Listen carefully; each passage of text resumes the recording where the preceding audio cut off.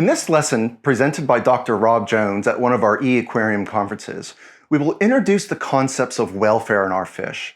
This is an incredibly important consideration when caring for fish in our aquariums, and fortunately it's a topic that's becoming more recognized in the aquatic world.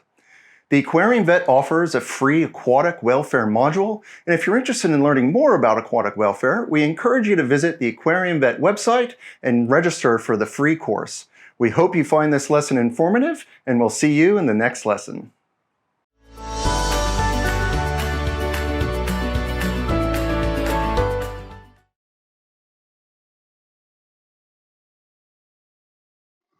Right, so you get to hear from me next.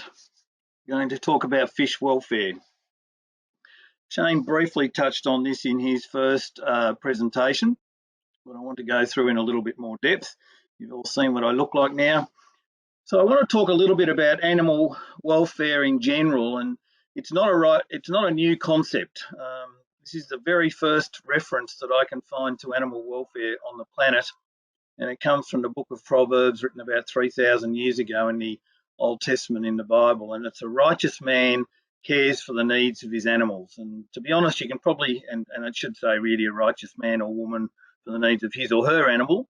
And to be honest, you would probably even struggle today to find a more succinct definition of animal welfare. And I'm more than happy if anyone can find me an older reference, but that's the oldest that I can find. As Shane mentioned, fish welfare is increasingly becoming important. It's definitely on the radar, and there's a whole lot more journal articles that have been published in the last few decades looking at fish welfare and fish pain. But we're really only today going to talk about teleosts, which is a bony fish, and not Elasmobranchs, the cartilaginous fish. The jury is still very much out on cartilaginous fish, and we should still treat them appropriately, but as far as pain is concerned. So all of what we're going to talk about in the next few minutes, we will be focusing on teleosts, the bony fish.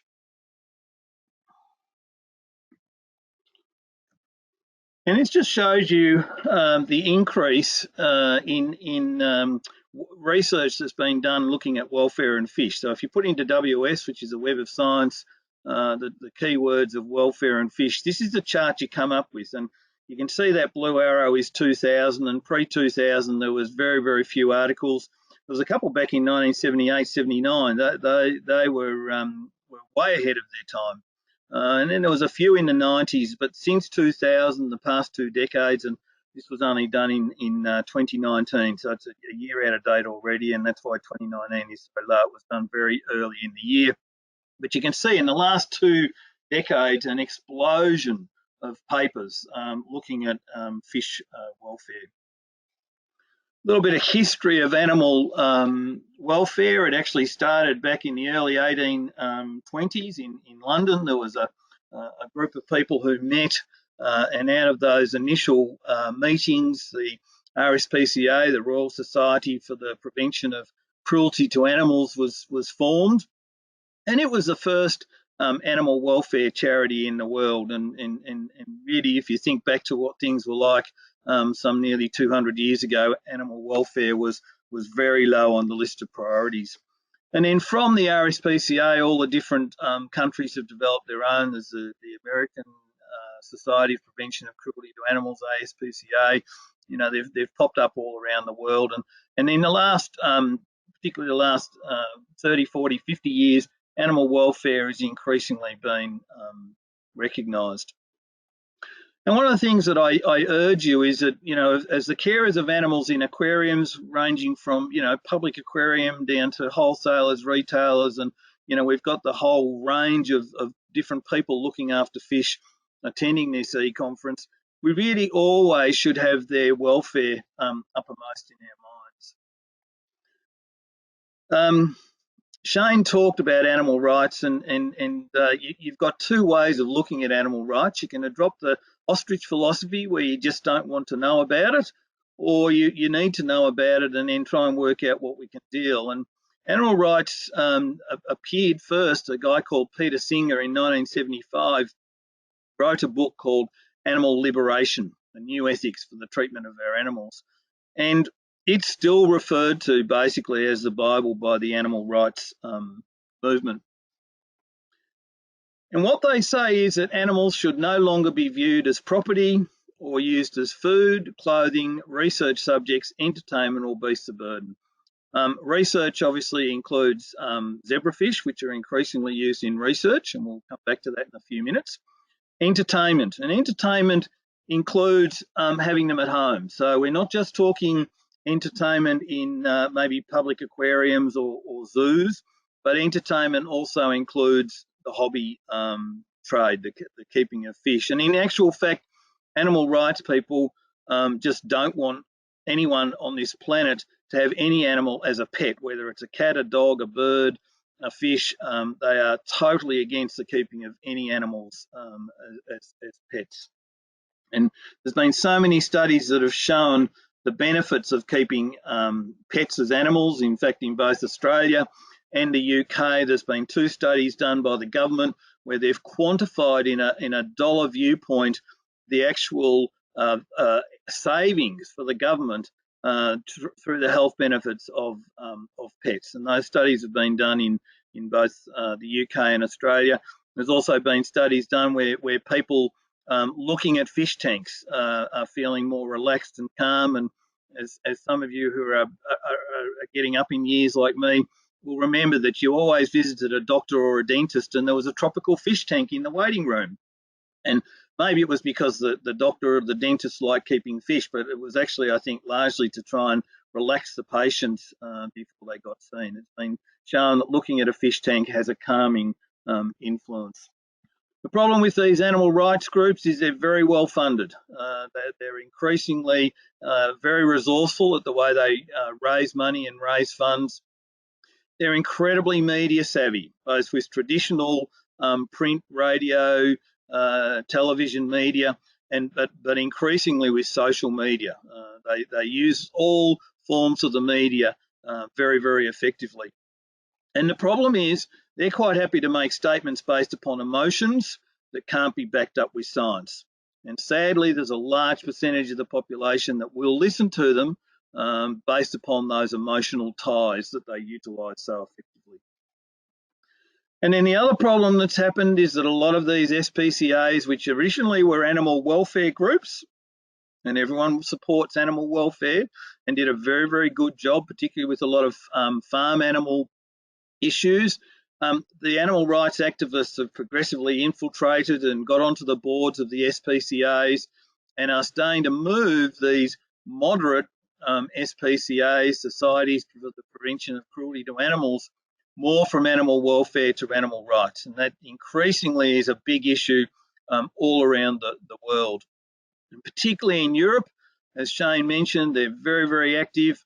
And they just want to shut down the aquarium industry. You know, things happen like with the koi in Spain, where it wasn't meant to be. They wanted to ban European carp, but unfortunately the koi industry got caught up. And there was also a big push to only allow aquarium fish which were native to Europe to be kept in Europe. I mean, that effectively shuts down the aquarium industry. The same thing is happening in zoos. There was a zoo in either Spain or Portugal where the local government was pushing for only keeping local native species to Spain, which would effectively mean that the zoo would be non-viable. So it is a big issue that we're facing, and we need to be very, very aware of it. And there's things like the Humane Society of US, Sea Shepherd, and in Australia we have Animals Australia, but there's a whole plethora of them, and increasingly they're getting involved in CITES. In the early 1960s, a guy called Bramble in the UK was asked to review animal welfare in general, and he came up with these 5 freedoms: the freedom from hunger and thirst, discomfort, pain, injury or disease, to express normal behaviour, and a freedom from fear and distress. And those 5 freedoms were quite revolutionary at the time. They were picked up by the RSPCA and other animal welfare organisations as a means of trying to measure and how they could improve animal welfare. The problem is that it's a little bit negative, as in the freedom from. And then a guy called David Mellor, who's from New Zealand, some 5 or 10 years ago, modified them to become the 5 domains of animal welfare. And so the 5 domains are nutrition, environment, health, behaviour, and the mental or affective state. And what it basically means is that the inputs of the first 4, the nutrition, the environment, the health, and the behaviour, are what impacts on the mental or the affective state of the animal. So just quickly running through them and looking at a few individual points. Nutrition, we want to have sufficient food to achieve satiety so the animals feel full and in a good body condition, not overweight, not underweight. Good variety of foods, so you're getting a balanced diet, and also you can use food as a means of providing enrichment for the animals. Environment is so important. You know, we're going to talk a lot this afternoon about water quality, photo period, you know, making sure that lights go off at night so there's a period of rest. Enough room, enough substrate, and enough hides. The interesting thing about plants is there's now been a couple of studies done in both goldfish and zebrafish that show that the fish are as comfortable with an artificial plant as they are with a live plant, and they don't distinguish between the two, and their behaviour is positively impacted by the presence of plants. As I said, doesn't matter whether it's live or artificial. Health, you know, absence of disease or injury, good body condition, good veterinary involvement. I will say that there was a period of time, you know, maybe 20, 30 years ago, where vets had nothing to do with fish whatsoever. We now have a big network of veterinarians around the world, and over the next few days, we've got, I think, 5 of them speaking, veterinarians who solely see fish and aquatic animals. So veterinary involvement is very, very important. Behaviour, you know, is the animal, is the fish showing a normal behaviour? Is there places where it can forage, it can hunt? You've got to watch out for the inter and intra-species interactions. In other words, we know that if you have 20 of a species, they'll all be happy together and no big dramas. You get down to 3 of them and they'll start picking on each other and bullying each other and that sort of thing. And then one of the other things is the ability to engage in sexual activity. And so these 4 domains is something you want to try and have in the back of your mind anytime you're assessing a tank or a display or animals under your care. And then how that all comes together is in this 5th domain, the mental or the affective state, where the animal's got choice and control over its environment. It's got no fear or distress.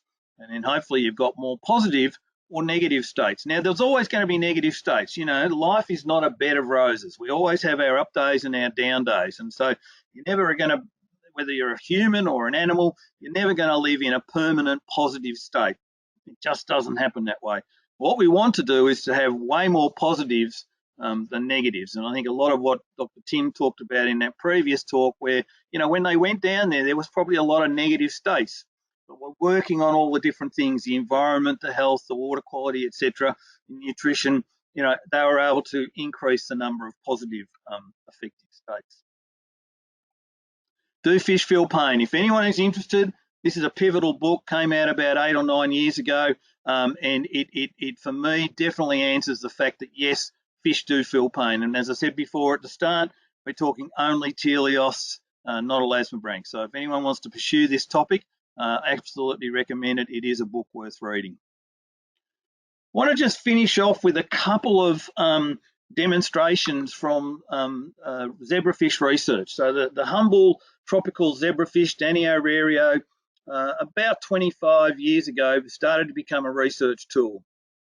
And I think initially it was probably because it was perceived that from an animal ethics point of view, it was a bit easier to get things over the line. That has absolutely changed, and now they have to go through exactly the same ethics approval as any other animal.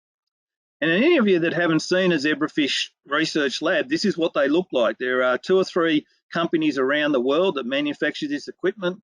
There's sort of 3, 5, 10 litre tanks. They're all on high life support systems, UV, water quality is pristine, and they're doing all sorts of research. The one that we work with at Monash University is a regenerative research laboratory.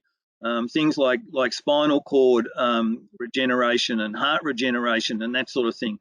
And so that's part of the reason why there's been that big increase in the number of research papers.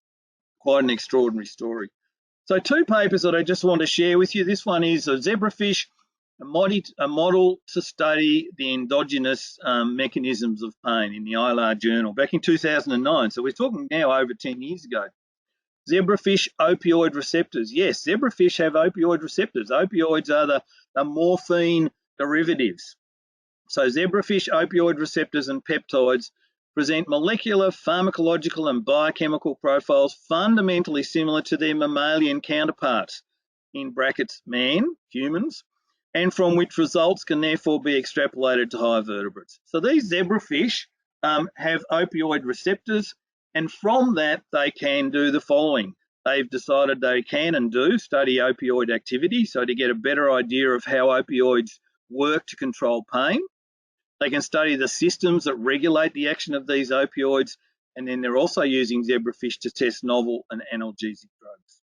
So that's a huge breakthrough to see that these zebrafish and fish and in general have these opioid receptors. And if you didn't feel pain, why would you have an opioid receptor?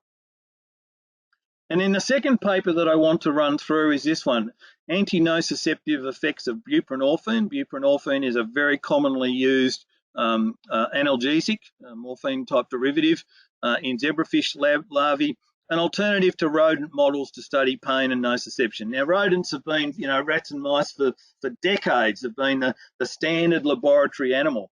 I can tell you that around the world, rats and mice numbers of research papers is not growing. Zebrafish papers, as I showed in that one of those first slides, is really growing and growing very, very rapidly. And what they did is they got some buprenorphine, they put it in the water, and so it was actually taken up across the gills by the zebrafish, and they administered this before a noxious stimulus. So they wanted to see if they could prevent the the behavioural change, and the behavioural change was fast swimming. And what they do is that they have video cameras and computer software that they put above the tank. So when they put in the stimulus, they can modify if the fish starts swimming quickly and react to the stimulus, or they don't. And what they used was various levels of acetic acid. They did some trials first of all where they were basically dropping the pH in the tank, and they did some trials to work out the ideal level. They were using 5-day-old zebrafish larvae, and then, as I said, they were measuring the increased locomotor activity using these video cameras and computer software to analyse it. They found through their initial trials that 0.0025% of acetic acid gave a good reaction. And the other thing they found was that they actually measured the COX-2 messenger RNA. This is a drug, or a chemical rather, that is involved in the pain response and the inflammatory response. And they found that in the treated fish versus the control fish, the level was increased. So this is where the control was where there was no acetic acid given at all. So in other words, the acetic acid was causing the fish to swim more rapidly, but it actually increased the chemical messages that are involved in the pain response. And what they found is that when they'd used the buprenorphine before the noxious response, the COX-2 messenger RNA did not increase. And then someone said, well, hold on a second, what if the buprenorphine is just sedating the fish? So they want to swim, but they actually can't because they're doped up. And so they used naloxone. Naloxone is the drug, the compound that the paramedics use when they go out to treat an opioid overdose. It's an antagonist. So what they did was they put the naloxone in the water first. They then put the buprenorphine in the water afterwards, and then gave the noxious stimulus. And what they found then that it did not prevent the response. So in other words, that the fish were not sedated. So it was a very, very thorough study that for me demonstrated quite unequivocally that fish feel pain. So as I said, is it a fact or fiction? Absolutely. Science has been searching for a long time. The last probably 20 years, I've been reading lots of papers looking at, do fish feel pain? And I would say that at present, most scientists would agree definitively that fish have the neuroanatomy and the neurophysiology to be able to perceive pain. Fortunately, and Shane touched on this, that as a general rule, good husbandry, food, nutrition, water quality, gentle handling, all of those sorts of things equals good welfare. And so we do need to be constantly looking at ways that we can improve the way that we care for the fish that we are responsible for. And if anyone's interested, it's a bit hard to cover the whole topic in a fairly short period of time. But if anyone is interested, on our website, www.theaquariumvet.com, if you go to the education tab, you'll see that there is an aquatic animal welfare module that we give for free. It takes about 2 to 3 hours, so it's pretty chunky. It goes into a lot more detail than I have covered today in the short term we have available.